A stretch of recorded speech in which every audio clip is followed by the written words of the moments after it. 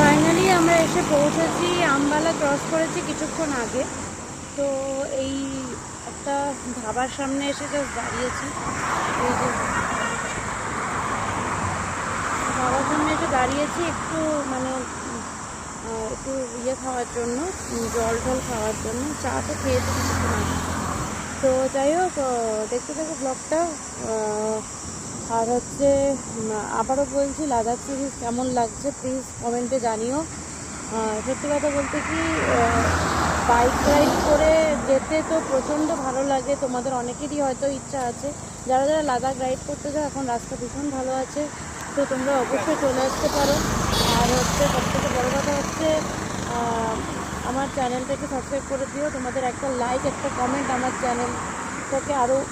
চ্যানেলটাকে এগিয়ে নিয়ে যেতে, তারপরে আমার আরও নতুন নতুন ভিডিও দিতে আমাকে উৎসাহ দেবে। তো বেশি কথা বাড়াচ্ছি না, আপাতত এইটুকুই। আবার দেখা হচ্ছে পরের ব্লগে।